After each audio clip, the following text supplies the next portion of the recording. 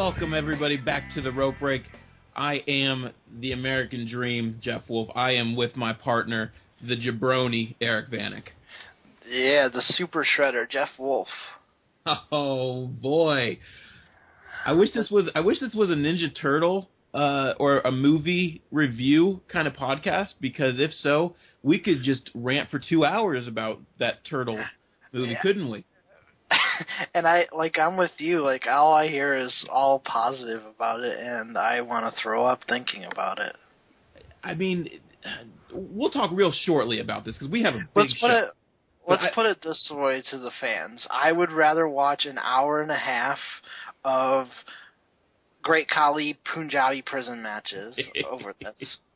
Basically, if you don't have kids that have never seen the Ninja Turtles, or you didn't really care that much growing up to see the Ninja Turtles, like me and Eric both did. Like, we both love the Ninja Turtles. It's my favorite cartoon growing up of all time. I'm a huge Turtles fan. If you're not like that, you just don't care that much, go ahead and see it. It's a fun little movie. If you care like we do, you're going to want to pull your hair out by the end of it. Oh, boy.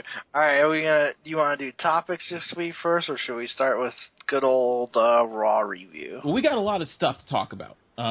We have we're gonna tie in our predictions for SummerSlam in the show. We have just regular topics we're going to talk about. Eric, you're going to talk about Raw, right? I suppose, yeah. Let's just start with you talking about Raw. I watched vaguely, which I know that's horrible for me to say as the host of this thing, and that's now 2 weeks in a row I haven't really watched Raw. Last week it wasn't my fault, though, people. $9.99 just ticked me off to no end. But oh yeah, but you guys can order the WWE Network this weekend for $9.99 if you haven't noticed yet. Or they now have $12.99 non-commitment. Yeah, and I heard they're supposed to do I think it's $12.99 a month is what it's going to really go to. Yeah, it's going to be $12.99 for no commitment, or $9.99 with a 6-month commitment still. Yeah, which isn't bad. At this stage, I'm kind of sick of the network, and I don't care about the network right now. But anyways, that's a whole other thing. Let's go in. Let's give our review about Raw. What did you think about Raw this week? All right, well, we started off Raw this week with Paul Heyman coming out with Brock Lesnar, and it was basically just a hype job for their match coming up at SummerSlam. He did a little song too, didn't he? He rapped, but it wasn't really. I saw today. It wasn't really a rap, but whatever. It wasn't as good as the first one he did a couple weeks ago.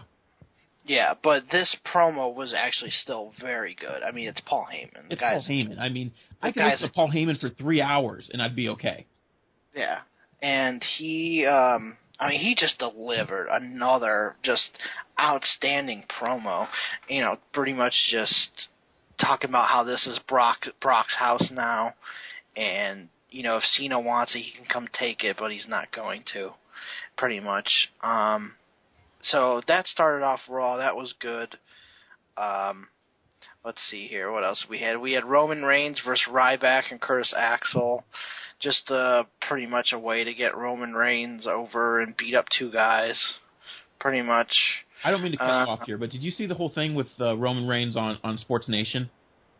No, I did not. I saw a video today, and I know it's getting off topic. That's what we do. We might as well have our show called the Off Topic Show. But there was a thing where Roman Reigns was at Sports Nation or something, and he Superman punched Johnny Manziel. There was a giant cutout of Johnny Manziel. He Superman punched that. Then they had a steel chair, and he hit a cardboard thing of LeBron in the back with that. I thought that was funny. I guess he doesn't like Cleveland very much. I guess not. What a dick. I know. Anyways, go on. So we had that. We had RVD versus Seth Rollins. Just a subpar match. RVD has just lost so much. It's time for RVD to pretty much hang it up. I want to know how long his contract is, because I love Rob Van Dam. I was a huge ECW fan, and I love Rob Van Dam. Rob Van Dam, to me, at that time, he was in a class of his own. But watching Rob Van Dam in today's wrestling, it just bores me so much. Just leave, please. Yeah, you could just tell all those years of ECW and even early WWE, like it's taken a toll on him. Oh yeah, and TNA. Yeah. So, you had Rollins win the match, and as Rollins walked up the stage, there was a bunch of presents on the stage, and there was a big one that I don't think was there the whole time. It just had showed up before, and it was a huge box that looked like a person could be in it, and he looked at it, thought Dean Ambrose was in it, walked away, and then Ambrose came out and attacked him. Ambrose went down the ring, cut a promo, basically hyping the match for SummerSlam again. Again, nothing too major. Let's see. Then, oh, God. We had Stephanie McMahon come out with some random girl from the stands that she wanted to come out. And basically, they were going on and on. I mean, they were kind of, just talking it pretty much reminded me of the Claire and AJ angle from TNA 2 years ago. And this girl that's what I want to do. I want to copy off of TNA's storylines. Yeah, and this girl admits that I'm Daniel Bryan's physical therapist, and I had an affair with Daniel Bryan. So Brie comes out, gets in her face, and and she attacks the girl. And right after that, Stephanie has Brie arrested, or the girl has Brie arrested just to make Brie,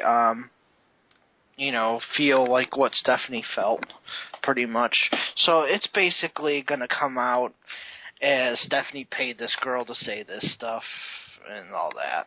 That's basically what's going to come of it. I mean, it's just another try and hype up this Stephanie and Brie match, which they do a better job hyping that match than they've done regular male matches in a long time. No, they have. They put a lot of time and effort into it. I don't know if that's because it actually involves a McMahon or what. I'm guessing so, but that's just my thing. Then we had Jack Swagger versus Cesaro. That was actually a really good match. Good back and forth action, and believe it or not, Swagger locks on the Patriot Lock on Cesaro and gets the win, makes him tap out. People keep saying to me that, are you surprised about Swagger?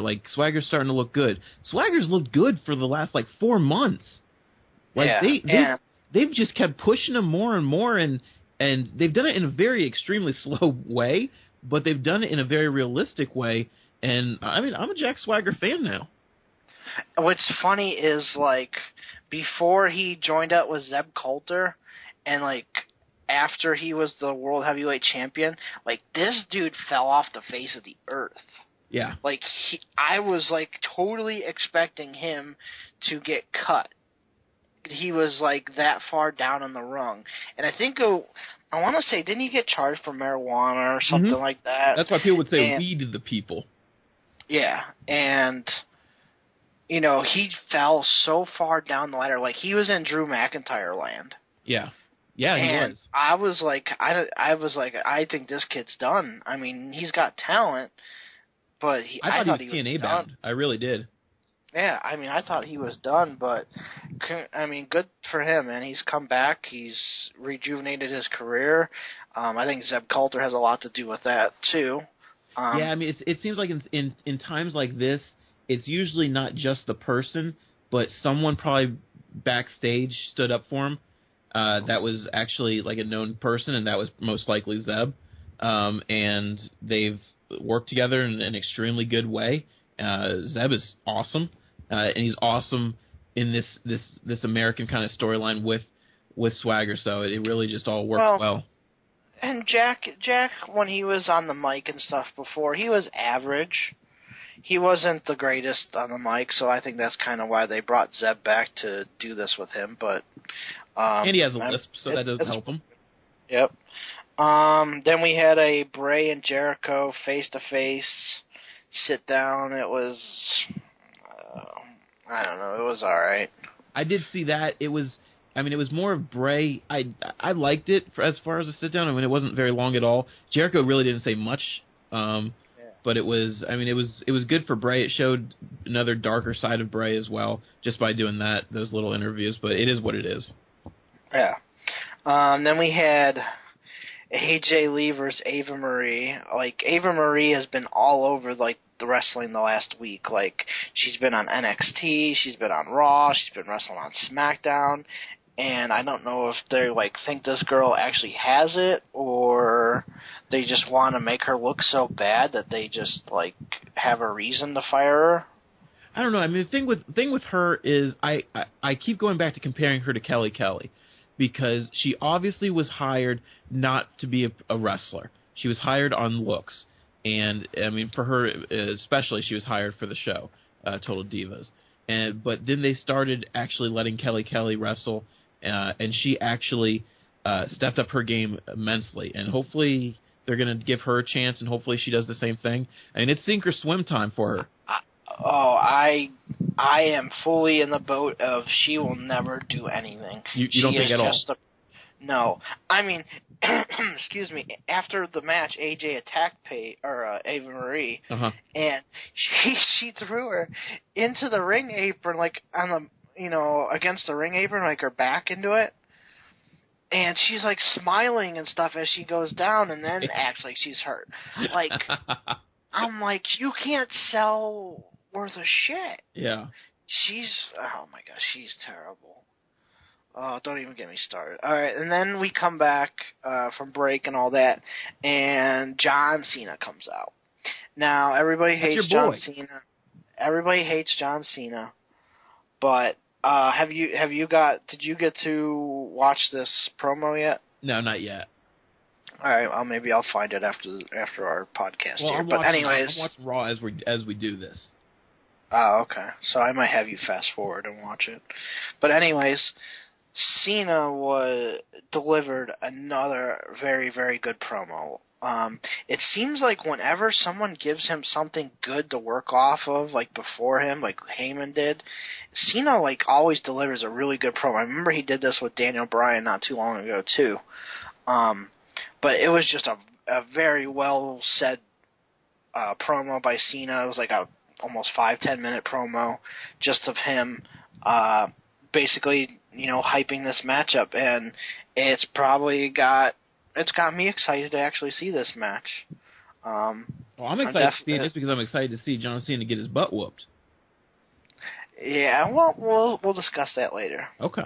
But it's going to be it's definitely a really good promo by Cena. I really enjoyed it. Yeah, I mean, Cena gets a lot of crap. I mean, I give him a lot of crap myself, but when he gets that passion about a storyline and really driving home a match that's a top match and that's a big match like this is going to be, then it really does come out that he is better than people think he is on the mic. I mean, he does do that little comedy stuff that kind of annoys me, but he does have passion sometimes, and I'm sure he had this kind of passion. Yeah. I know exactly the kind of interview you're talking about him having. Yeah, it's one of my favorite ones that he's done. It's exactly what you just said, pretty much a whole passion interview. It was done very well. We had Dolph versus Heath Slater real quick. Ended with Miz pretty much distracting Ziggler. Heath Slater got Heath the win. Heath the win by countout. Okay. Well, that still gives him the win though. Yeah, not legit. And then this is right here is the whole reason Jeff is watching Raw again. This massive main event. It was Randall Orton versus Sheamus. That was the main event last night, or on Raw 2 nights ago now. Yeah. Holy moly, that's gonna put a lot of butts in the seats. Okay, Shivani. I'm glad you noticed it. I honestly, I think I kind of fell asleep at this point. So Randy Orton wins apparently, and then they had the Hogan birthday party. This is where I started watching Raw. I didn't. I fell asleep, so I honestly did not see the birthday party, but I read about it. I can take over because I watched it. All right, so go ahead and okay. So they have the whole roster by the entrance. Then inside the ring you have Mean Gene. He comes back. He's looking bad. He's talking like he needs some help. Did he say holy balls? He didn't say holy balls, but I would have loved if he said holy balls. I would have marked out. Holy balls! But he also, who else was there? You had Jimmy Hart. Yeah, Jimmy Hart. Mouth of the South was there. Then they bring out Hogan. He says happy birthday to Hogan, whatever. Hogan's out there. He kind of acts like he's kind of like taken back about all this and everything, which he's not. His ego is bigger than anything. His ego is taller than Great Khali. He hyped SummerSlam in the network pretty much. In the network, yep. Then they bring out some guests. They had Flair came out. Flair came out first. Yeah, Flair came out first. I don't think Flair was first. Maybe he was. Yeah, you're right. He was. Yeah, so Flair came out first. They had Mr. Wonderful. Then Roddy. Roddy was there. And then the NWO. Yeah, that was the only people actually cared about coming out was the NWO. They came out. Scott Hall was there. They came out with the NWO music, right? Yeah, they came out with the NWO music. They both were donning their shiny gray hair and the NWO shirts. I'm surprised they didn't make Nash dye his hair. They always do. They usually do it. Yeah, it was all gray and short even. Then they had Scott Hall do a survey time, which I thought was awesome. I marked out for that. Saying if they came to see Hogan in the red and yellow, or if they came to see him in the NWO, then once they all cheered for that, Hogan tore off his red and yellow and had an NWO shirt on underneath. And then this brought out Brock Lesnar. Brock was kind of just like mean mugging everyone, mean mugging Flair and Piper, kind of like chest bumping Piper. Looked like he was gonna say something to Nash or something, but he didn't, obviously. And then your boy comes back out to end the show, John Cena. And that's basically all there was to it. It was a really dumb. The champ. Well, the former champ is here. It was a really dumb birthday bash because for as much as they hyped it, I thought it was going to be better, but it just seemed really rushed. And then the thing with Lesnar and Cena at the end, I thought was just dumb. I thought, well, what's the point? I mean, obviously they want people to watch the special on the network after Raw went off the air, but I didn't care for the whole segment. Well, what I didn't like is that this was the last segment, so it could be rushed. I thought this should have opened the show. I thought it was going to. Yeah, and I honestly thought, okay, if it didn't open the show, it's going to be like the 9 o'clock or the 10 o'clock. Yeah, like I agree that the show should end with a segment with Lesnar and Cena. That's how it should be. But it just got thrown out there, and it was just it just didn't belong. Yeah, and it just it affected all this, like Hogan's birthday party. I would have liked to seen more guests, like from his past, of people he's fought. Obviously, a lot of the people that he's fought have actually passed on. So yeah, like Andre and Macho and but no Sting. Yeah, no Sting showed up again, which sucked. Flair was big in WCW with his feuds. I would have. I guess that wouldn't have made sense. I just want to see Vader back. Yeah. I love Vader. I mean, I'm trying to think of, I would have loved to seen more NWO guys show up. I would have been totally cool with Scott Steiner coming out. Yes, even though I don't think it would open. When I heard that there's going to be an NWO reunion, I was hoping it was going to be more than just the Outsiders. I mean, obviously, those three are the godfathers of the NWO for America, but still. Yeah, and X-Pac would have been good in there. Yeah, why wasn't Pac even there? Yeah, because he's boys with all them. Yeah. I would have loved to seen Scott Steiner, because I haven't seen Scott Steiner in a long time, even though everybody hates him. I would have loved to see Buff Bagwell.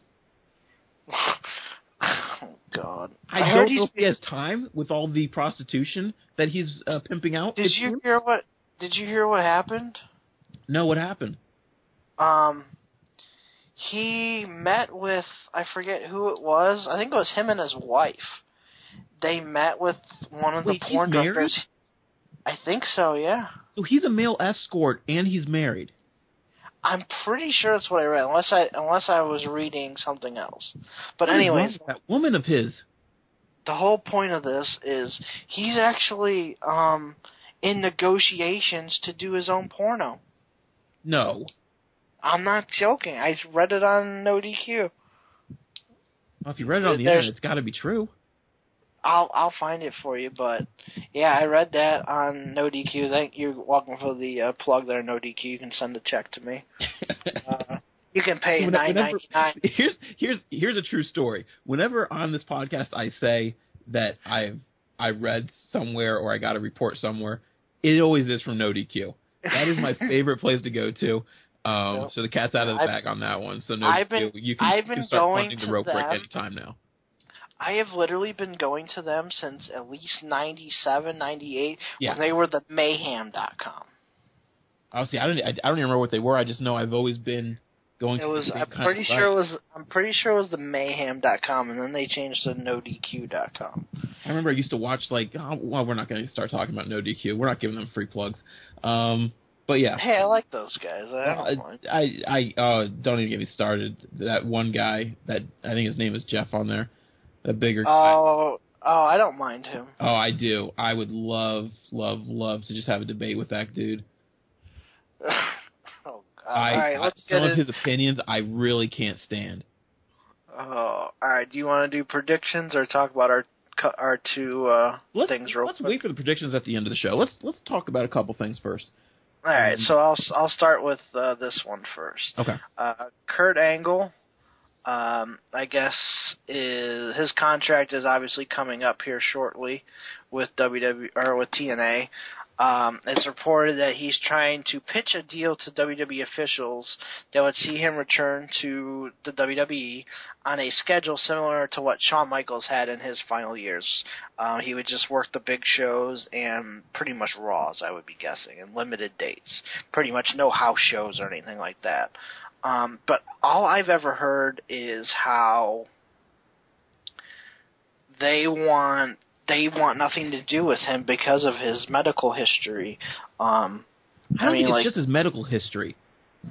Well, this dude has a top 5 ego of all time in pro wrestling. Which is funny because I don't remember him having that big of an ego in WWE. He did at the end. I mean, he was on. I mean, he's always had a big ego. Like even that ECW crap. Like he didn't want to go to ECW because of that whole incident. It was a big deal. I get that, but it's like just for someone that didn't even step into the business yet to have that kind of mentality. I mean, yeah. I think wrestling wise, Kurt Angle is amazing. When he wants to, and if he's paired up with the right person, he can have an absolute classic match. Yeah, I agree. I think right now, though, I think he's like on the scale of RVD. He might be a little better than RVD in the ring, but he has. I mean, he's just so beat up. He gets injured every 3 or 4 matches. Yeah, his knee injuries, his neck. I mean, the neck's the big one. If you want to bring him back just for a couple big pay-per-view matches and then just have a final WrestleMania moment or whatever, I don't know if he'll have a moment, but he'll have a match. Yeah, plus he's been in rehab for drinking. Why does he think the WWE's interested? I don't think they are. I think they haven't been. They haven't been since he left. Vince doesn't care about him. Yeah, so it's like I don't know if he'll ever will, but I think he should at least be inducted into the Hall of Fame. Yes, he should be in the Hall of Fame. I mean, I'm thinking, does he really deserve it? I think he does. There's more people that deserve it before him. I mean, you have Macho Man that still isn't in, which is ridiculous. And but there's that whole fighting and stuff with him and WWE. Well, I agree. And you still have Sting that needs to go in, and you're going to have people retiring here soon, like the Undertaker. Undertaker is obviously, going to be the first one in, first time in. Oh, yeah. But I think Angle deserves it because, I mean, if you think about his career, he's had some amazing matches in WWE. Well, he's had amazing matches. He's had amazing feuds. He's a former tag team champion, former world champion, former Intercontinental. European. He held the European and Intercontinental at the same time. I don't remember. Oh, yeah, that was part of that three-way match, wasn't it? Yep. Okay. Yeah, and he held the Intercontinental and the European at the same time. Yeah, I mean, yeah, he's yeah. I guess he is Hall of Fame material. Yeah, I mean, there's the relationship between him and Vince is rocky at best. So. But you know what? The one thing I learned about that is everything always comes to, after a couple years or whatever, everything always comes back to them making up. Vince has always been pretty good with that. He's done it with Warrior. He's done it with Hogan. He always makes up with these people, even after things have, I don't know if not gone so well. If I'm Kurt, I don't know if I want to make up with Vince. The last person that made up with Vince died a week later. Well, if Kurt wants to be back so bad, he's going to have to. Yeah, I mean, I think it will happen. I think he'll. He'll at least be in the Hall of Fame. Will he come back for an actual last part of career? Yeah, I think they would maybe do it. Maybe get some merchandise out of him. The thing is with Kurt though, which is different from other guys of Kurt's age, when they come back, is they come back to help young talent. I don't see Kurt coming back to help young talent. Kurt's only out there for himself. All right, well, let me ask you this. So if Kurt Angle had one last WrestleMania match, who would you like to see Kurt face? That's tough. Who would be in Kurt's kind of wrestling rank? Obviously, he's not going to want to wrestle someone young. I think he would want to wrestle someone, older. I don't think Taker would wrestle him. I don't think Triple H would wrestle him. No. Maybe John Cena? Yeah, but John Cena always has the big matches. Yeah, I know. I hate it. He's always going to be involved with the world title or something along them lines. So I don't think Cena. I would personally love to see Triple H and Kurt. I think that would be a pretty good match. I don't think Triple H has any intention of wanting to wrestle Kurt Angle, though. Yeah, I don't either. But if they wanted to, I mean, they had a great feud before. Oh, they did. Yeah, I mean that was a part of those great people in the Attitude Era that you could just piece together, just like in a row. Like you had like Kurt Angle, you had Taker, you had Triple H, you had Rock, you had Austin. You had other people too that you were able just to switch it up a little bit here and there, but they would always have great matches. I mean, Kurt Angle really was in WWE before he left WWE. He really was a great WWE wrestler. He honestly, between him and Eddie Guerrero, maybe Benoit, those were the top three wrestlers. Yeah, he wrestled amazing. Yeah, I would even put him higher than Jericho was at that time. Oh, I thought you were going to say higher than Jericho in general. No, at that time, because Jericho was still... I would agree. I think Jericho... Well, no, he was still... I don't know. But I think Angle, like, with his feuds with Eddie Guerrero, pretty much after he shaved his head got shaved, like, he was just a phenomenal wrestler. Like, he was maybe the best in the world. He had some great matches with Edge, too. Yeah, Edge, Eddie Guerrero. He had that one WrestleMania match with Brock. Oh yeah. Or was that the three-way with Brock, Ray, and Kurt? I know he had a three-way with Shawn Michaels, John Cena, and himself. That was a really good match. I wonder if that three-way was with Orton. Yeah, maybe you're right. Yeah, it was. It was Angle, Orton, and Ray. Yeah. Yeah, and I know he's fought Brock before, because that's when Brock did that. Yeah, it's when Brock screwed up. Yeah, he screwed up, but he did that shooting star off the top. Yeah, which he had always done in what was like FCW at that time, but then he did it on the grandest stage, and is like, oh my gosh, the dude almost killed himself. Yeah. It looked horrible. Yeah. All right, well, we're getting kind of off track here. Our last little tidbit I wanted to talk about was this whole Del Rio thing about him getting fired for allegedly slapping somebody. I guess it came out today that WWE was only going to suspend Del Rio until like after SummerSlam, but there's a report of the employee said that he was going to sue the WWE if he wasn't fired, and they had to ultimately let Del Rio go and be fired for that reason. And I guess Del Rio was really pissed off. Basically what it was is this person made a racist remark towards Del Rio, even though Del Rio wasn't there. It was something along the lines of, hey, someone told this guy, hey, you better clean your plate off, because it was in the cafeteria, and the guy said, oh, that's Del Rio's job. How is that racist, by the way? I guess assuming Mexicans or Are something. Are Mexicans known to be clean platers? To do those jobs, I don't know. I don't really get it either. See, I don't get it. I thought, when I first heard this, I was like, okay, so, and I'm not trying to be racist or anything here. But the first thing I thought when I heard this, like, okay, so Mexicans are good at eating their food. How is this racist? Good for them. Maybe all of us should be more like that and be clean platers. Like, I thought this was so stupid when I heard that this was the remark made. Like, he could have said something really racist. I mean, we all know the stereotypes and the racist comments you can make towards Mexicans or Latin Americans, as well as white people, the African Americans, whatever. But when I heard this, I was like, this is really dumb. Like, how is this the thing that caused Del Rio to get so pissed off and slap someone in the back of the head?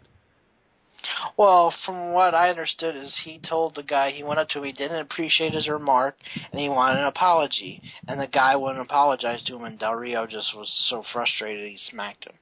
Yeah, why would you say no to an apology? Well, first, just apologize. If I don't care if you mean it or not. I say sorry to you all the time, and I don't mean it. What a dick. just say sorry. Just, if it really upsets that person, just say sorry. I would say, if I was in this guy's position, I would say sorry just based off the fact that I would think if anyone's job is going to be on the line, and you have Alberto Del Rio, an actual wrestling talent who's featured on a lot of shows, or me, the social media lead guy or whatever he was, I would just say sorry. Like, I'd feel my job would be the job on the line before Del Rio's. Yeah. But then Del Rio was an idiot, and then he assaulted him. You can't do that. Yeah. I don't care who you are. Well, I think Del Rio is mad that he's losing the paychecks. Oh, I'm sure. Over anything, but I mean, he's gonna obviously. But he doesn't even want to be there. He's said it multiple times that he doesn't even want to be there anymore, and he just wants out. Yeah, so that's why I didn't get why he was so upset. I think he's just upset for the paychecks. Yeah. But obviously he's going to go to AAA, and I'm sure Rey Mysterio will end up there when he gets cut. Conan's being very, very vocal lately too about this kind of stuff. Yeah. Like saying that WWE is racist, and you fired him, you fired Del Rio, you fired Rodriguez, Ricardo. You got rid of Vicky, which I don't know if Vicky just left or whatever.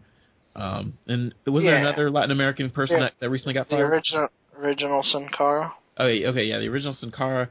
So I mean, I don't know. I mean, Conan's just all of a sudden talking stuff on his Twitter or whatever. Yeah, it's like he's in people.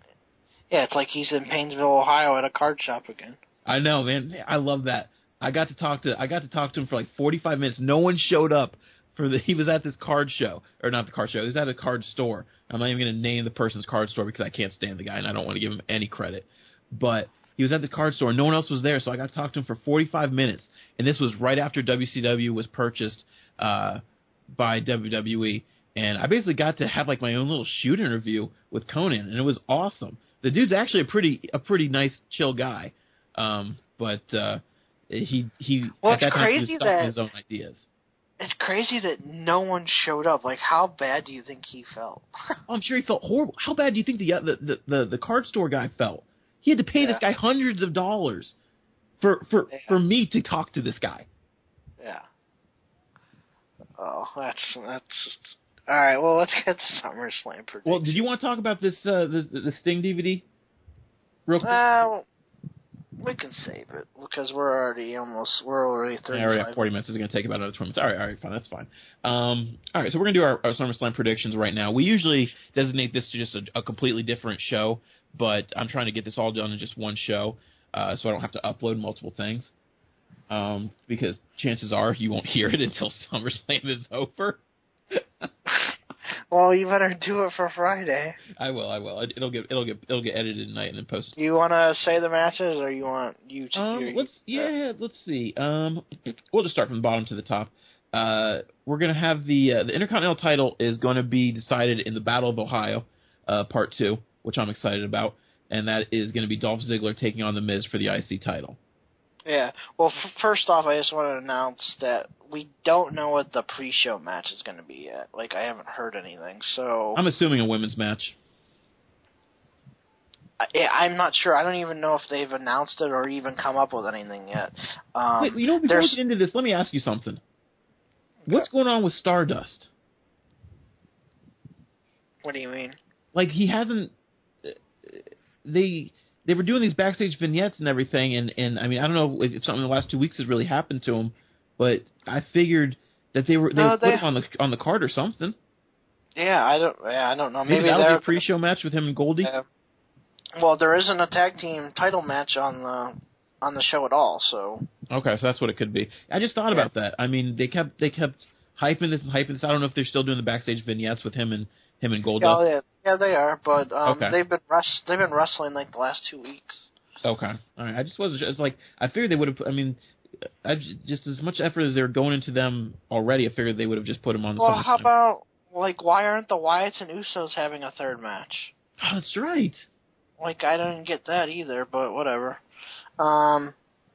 Okay, so Dolph vs. Miz for the Intercontinental title. I mean, I think these two are going to put on a hell of a match. I hope it's a good 17 minutes at least. Yeah, I could see this opening up the show. I don't see it going that long. But I would say 12 to 13 minutes maybe. Yeah. Yeah, which they deserve a lot longer. If they give it to them, sweet. But you already have 8 matches lined up in a 3-hour show. So. But this is the Miz's show. Yeah,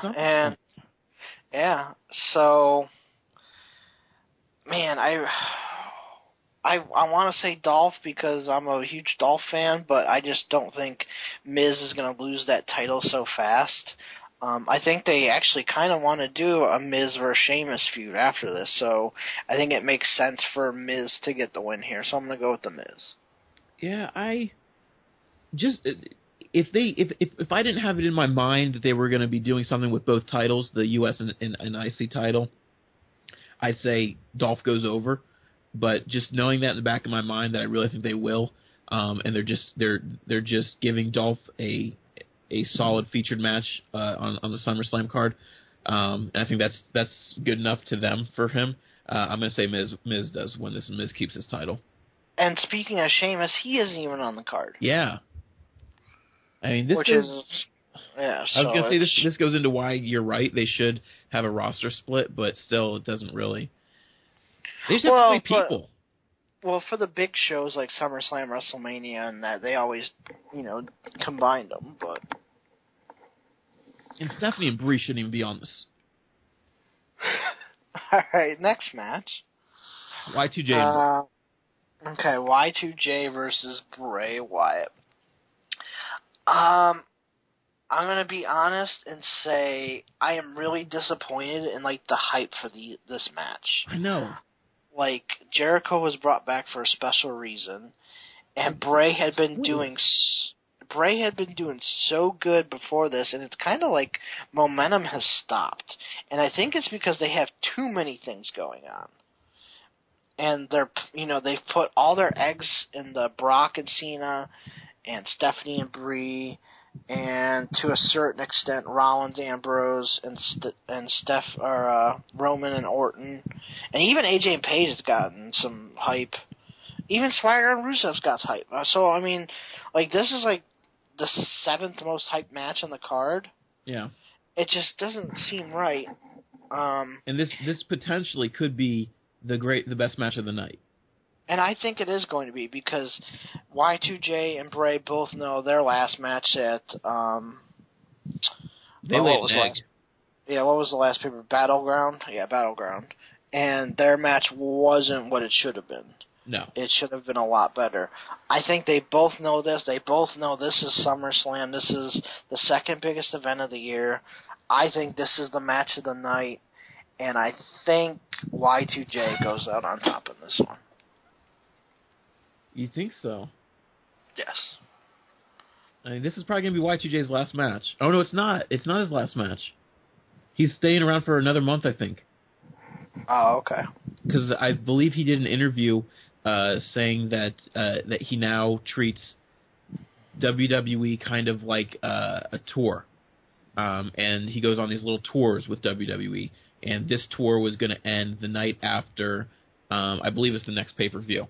So Night of Champions. Night of Champions, yeah, something like that. So this will be the middle. I would assume this will be the middle match of their trilogy. And with that being said, I would say Y2J wins. God, I hate. Didn't Y2J win the first lose at one? WrestleMania and then lose at SummerSlam. Yeah, and I think Y2J won the first match too, with the Codebreaker. Yeah, he did. Oh, he did. Yeah, I just forget that match is completely just like deleted from my mind. It was so boring. I was so bored watching that match, and I tried watching it again, and I was so bored.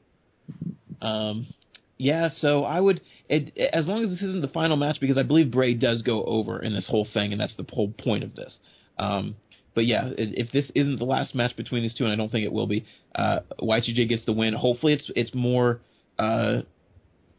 exciting to watch. Hopefully, they go outside a little bit, outside of the ring, and introduce some things. So it's got to be better than their first match. It really does, and it's SummerSlam. So hopefully that hypes them up, and hopefully another month has passed. Y2J is able to maybe get his wind back in his lungs for stamina wise for his matches, and we have a better match than we did previously.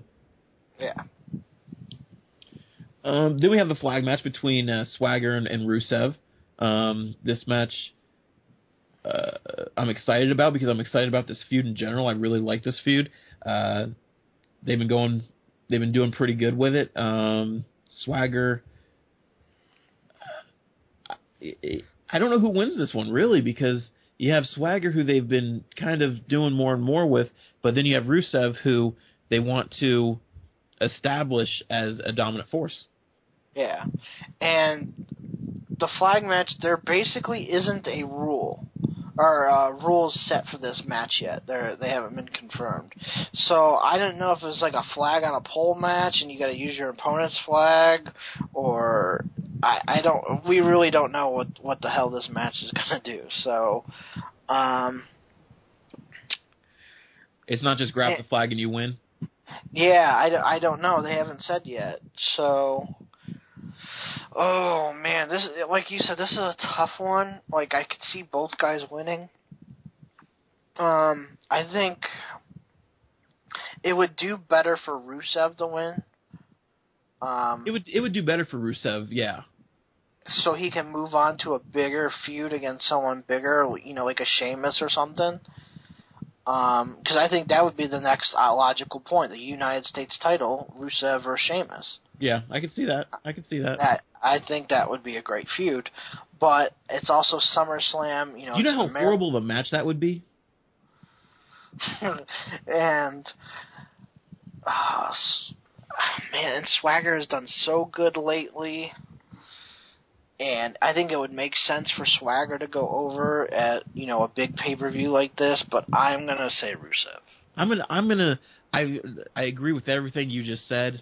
I think I'm just starting to turn into a Swagger mark, so I'm gonna say Swagger on this one. Okay. My brother would slap me in the face because he's a huge Rusev fan. But why the hell is he a Rusev fan? I don't know. I still don't completely buy into Rusev, but I know what they're trying to do with him, and I know chances are he will go over, but I'm going to just play devil's advocate right now and say Swagger. Okay. All right, then we have the women's title with AJ and Paige. They've been doing Divas pretty. title. What did I say? Women's. Women's divas. It's all the same. It's just like we can't call wrestlers anymore. They're superstars. Entertainers are entertainers. Yes, they're entertainers. AJ and Paige have been the lead up to it's been pretty good. It's taken this feud really for them to let Paige kind of come out of her shell and kind of talk a little bit and do stuff. I mean, they're kind of doing the. I think it was last SmackDown. Paige pushed AJ off the stage. Yeah. And she got whiplash from it. Did she actually? Yeah. Well, that's what their storyline injury. Oh, I thought maybe that was actually what happened afterwards. She wrestled on Raw, obviously, against your girl Ava Marie. And, my girl. This is my first time seeing Paige as a heel, and she's done okay. I don't know if I see her as a heel. I don't know if I'm digging her as a heel, and that's probably my favorite diva is Paige.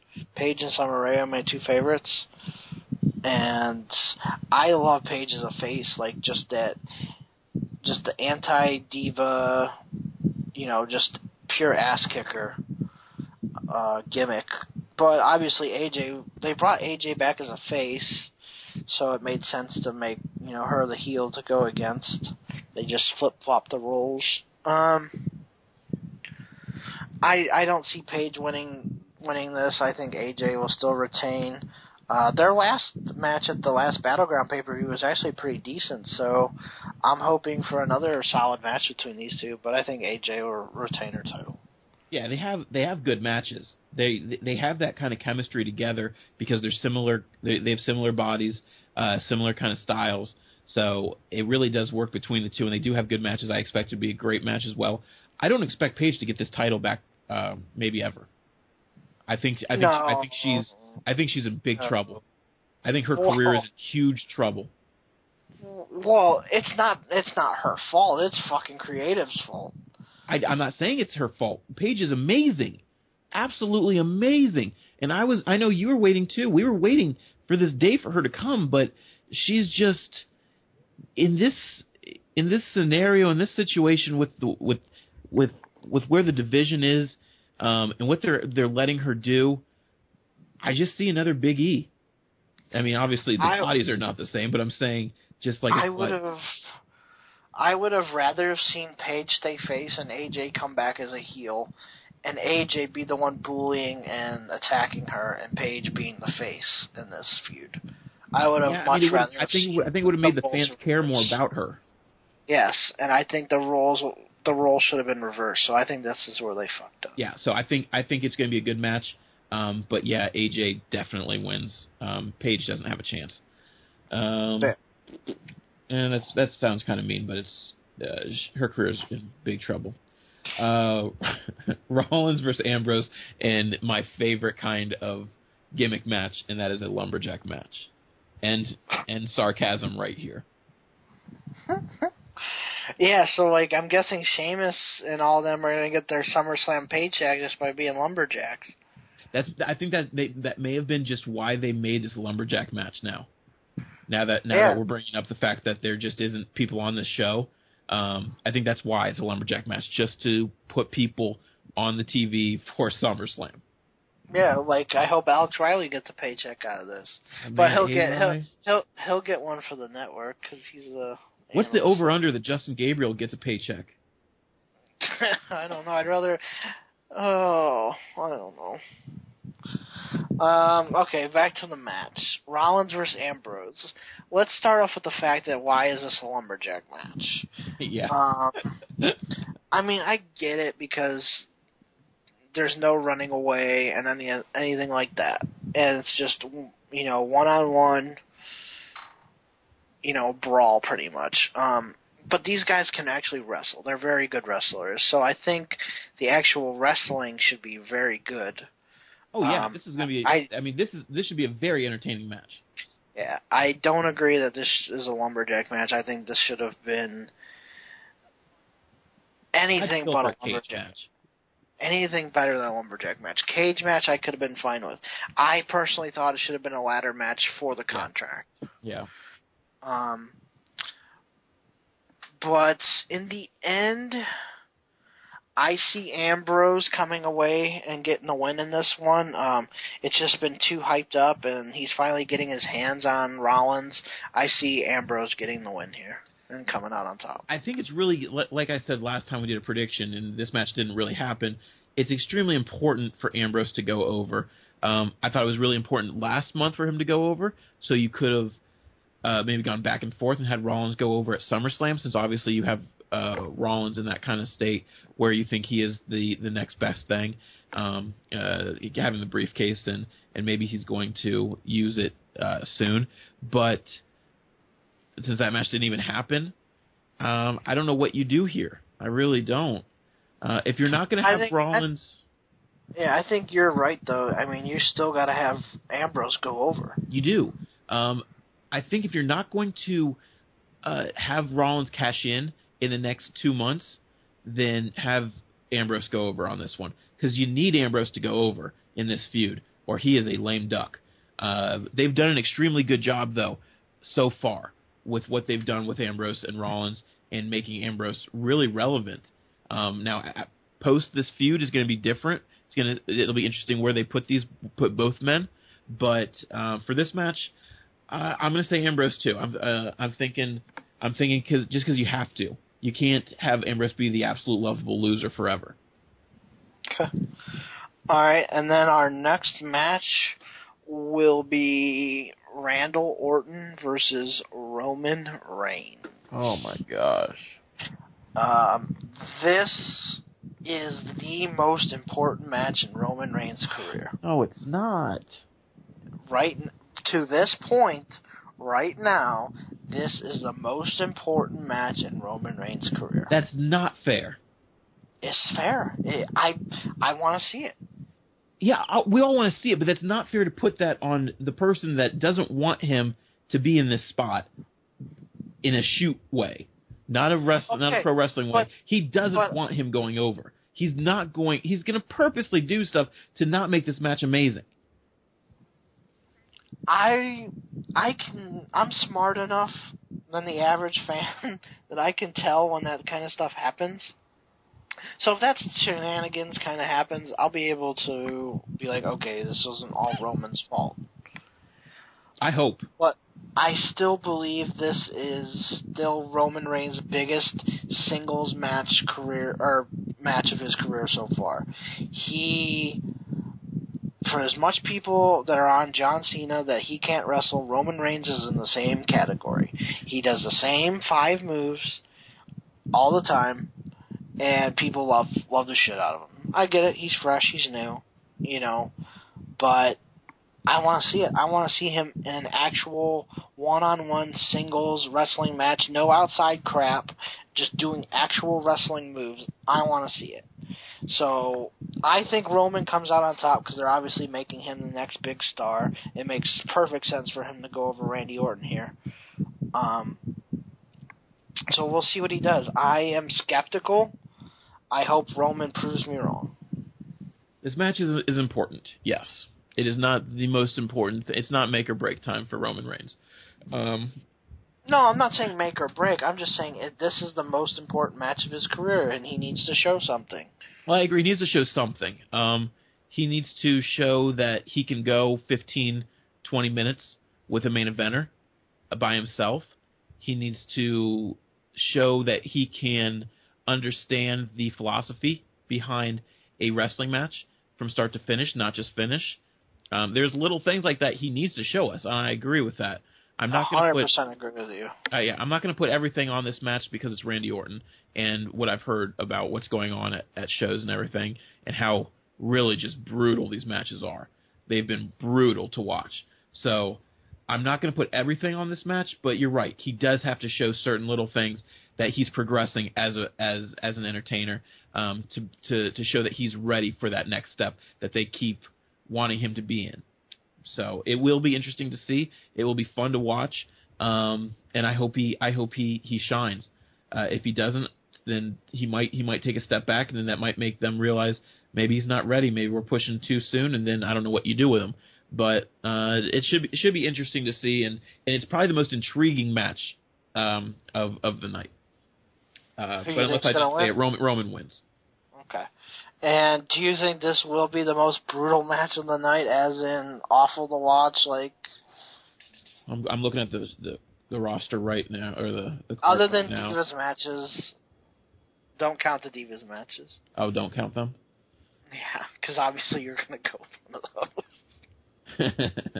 No, actually, I think I would. I right now on this day, on this Wednesday night at 10:52 p.m. I say that the AJ versus Paige match is going to be more entertaining than Roman versus Orton. Wow. I think the Steph and Brie match won't be.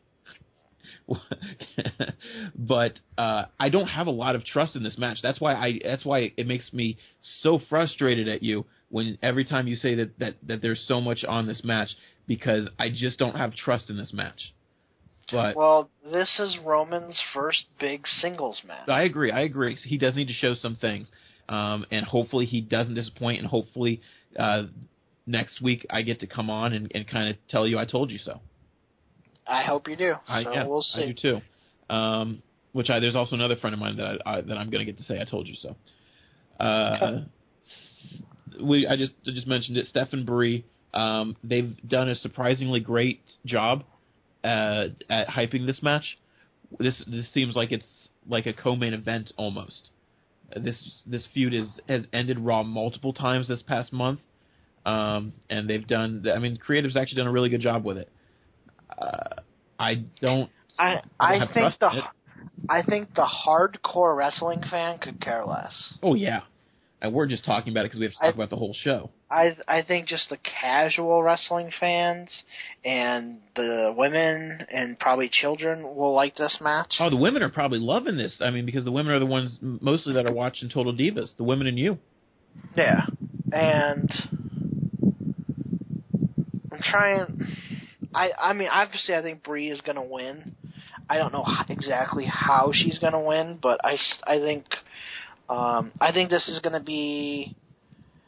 It's not going to be just Brie beating the shit out of Stephanie the whole time. I think Stephanie is going to beat the crap out of Brie, and Brie in Daniel Bryan fashion is going to come back out of nowhere at the end and win it. Yeah. That's kind of how I see this match going. Stephanie is obviously going to be made to look like just a beast, a monster. I think she's just going to bully Brie around. Yeah, I think they've done a really good job of making Steph the new Vince McMahon, just for the women now, and they've done a really good job with the whole thing. Yeah. I agree with you. I don't believe Steph goes over in this one. I think Brie does. Yeah, but I think Stephanie will be made to look really good, and then towards the end is when Brie will. Oh yeah. Take over and win. I think it'll be a typical thing where Steph comes out just storming through her at first. Toying with her, like acting like she could just get the win at any time, and then things change. Brie gets some punches, kicks in, maybe throws her down by the hair. And I will say that because I know she did it on Raw this week to that Megan girl, I think it was. Uh-huh. Brie will end this with a yes lock and make Stephanie tap out. That'll be a cool moment too. They've as much crap as we've given them about the whole Daniel Bryan storyline, through the women involved now, they've actually made this feud keep going on without Daniel Bryan even being on the show. So with that, I mean, they've done a good job at that. I don't know where they continue it post this match or whatever, but I don't think this is going to be a fun match to watch. It's just going to be a feud advancer. Okay. All right, and main event time. Ooh, I'm excited. I am excited. Brock Lesnar. Oh my gosh. How excited are you that by the end of the night we get to see Brock Lesnar holding a world championship again? Brock Lesnar versus John Cena. Oh, all the little kids and all the girls and all the Eric Vaneks in the world, they're all going to crumble by night's end. Yeah, this feud has been built up well, and which I expected it to be. When Brock Lesnar fights, you get that big fight feel. It's just like a UFC kind of thing, and a boxing kind of thing. Like, you get those big marquee matchups, and this is it. Yeah. Brock Lesnar and John Cena. There's right now in WWE, there's nobody bigger than these two, and it's gonna be a brutal knockout brawl match. I wouldn't be surprised if they end up making this a no DQ or something like that kind of match, because that's what this match needs. If you just do pure wrestling, it's not going to work. You're going to have to make this no DQ. Yeah. Or something along those lines, and just let these two brawl, because that's all it's going to be, is a brawl, and with spots and using, going through the announcer's table, going through tables, and using chairs and using whatever they can find. This is what this match is supposed to be. They are going to beat the crap out of each other just like they did last time at Extreme Rules.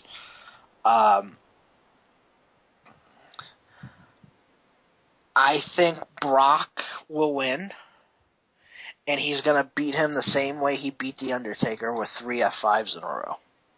I hope it's 10. I hope it's 10 of them. Yeah, that's how. As much as I'd like to see Brock as champion. So,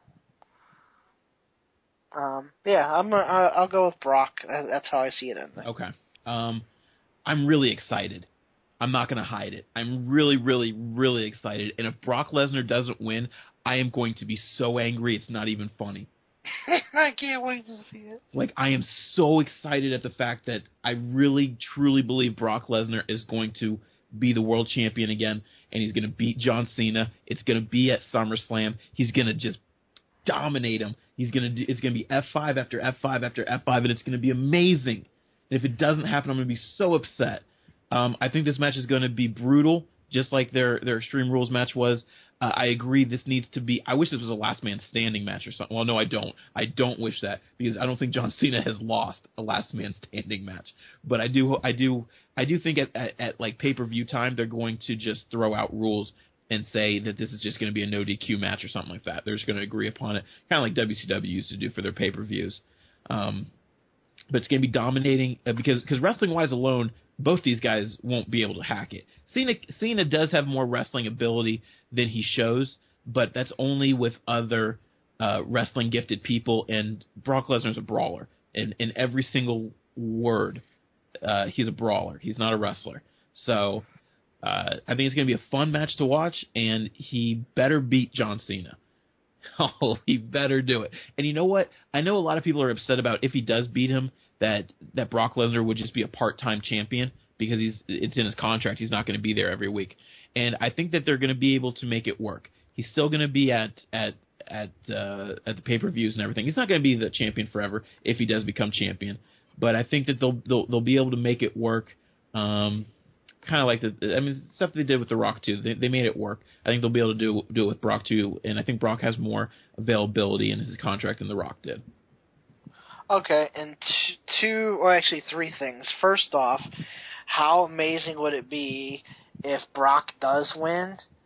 That means John Cena, probably within the next year, will tie Ric Flair for the most World Heavyweight Title Championship reigns ever at 16. I literally have a sick feeling in the pit of my stomach hearing you say that. Okay, second question is, do you think Batista will show up? At SummerSlam? Yes. No. I mean, he's pretty much done promoting Guardians, and that movie's already been out for a couple weeks. So I would save it for the next Monday. Okay.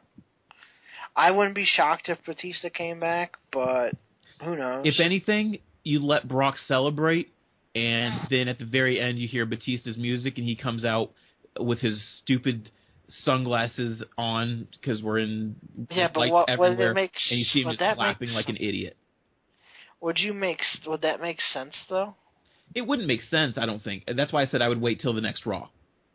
Well, no, I don't know if Batista versus Brock would make sense. Well, they said that Batista's coming back as a face. No, I think he's coming back as a heel. I don't think so. He should. No, I think you read that wrong. No, I'm pretty sure he's coming. What I understand, on his way out, he was even saying some really nice things. Like he did stuff with like NXT or something. I don't know exactly what he did. I don't know. From what I understand, I think he's coming back as a face. That would be a mistake because the fans won't allow it. No, the fans won't allow it at all. That's why. That's why it's like I was saying when he was in the company before, and they kept trying to make him be like the nice guy. Don't. You see what the fans are doing? Just go with it.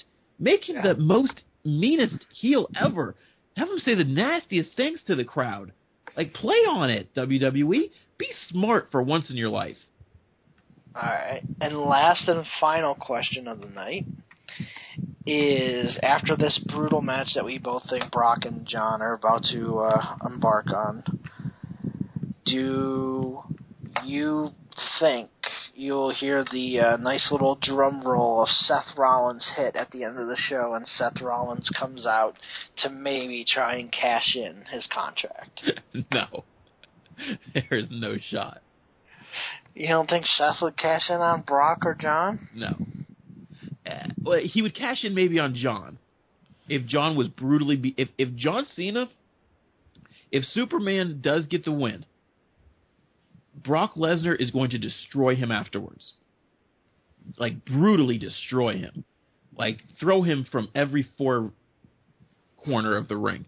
Throw in chairs. Throw in the steel steps. Bash his brains in. He will do everything. They will make this like Extreme Rules if Brock Lesnar does not win. And if that's the case, then yes, I can see Seth Rollins coming out because he's done. But I hope it doesn't happen. Because last SummerSlam we had a cash in. I hope Brock Lesnar is holding that title high by the end of the night, and it's his. I think so, but there's also that possibility, just throwing it out. There is a possibility. God, please, WWE, please give me this. Give me a Brock Lesnar championship run, please. Yep, just so John Cena can win it back. The problem is if they do give Brock the title, they'll make him so dominant that it won't even be believable when he loses it. Well, the thing with Brock is, if you honestly think about it, like, if Brock wins and he dominates like we think he would, the only person who could beat him is John Cena.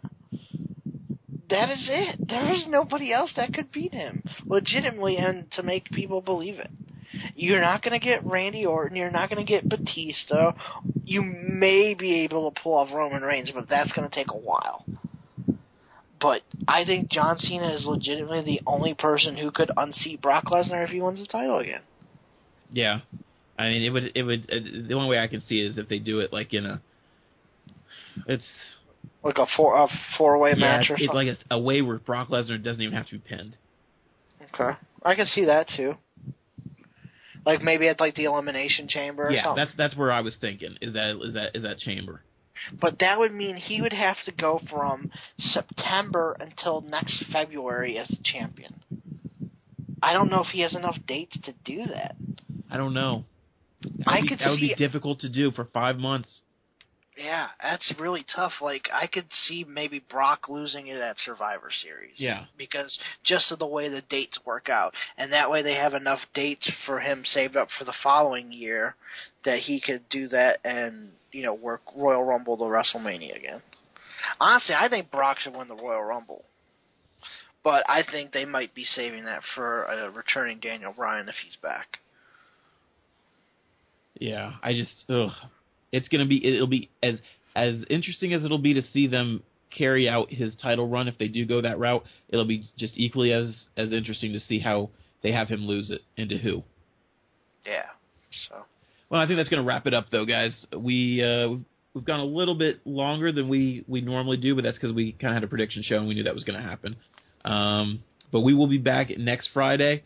talking about what we thought about SummerSlam, as well as I'm sure some other big storylines will come along, and we might finally talk about that Sting mystery topic that we did not bring up today. All right, we'll see you guys later. Go Cena.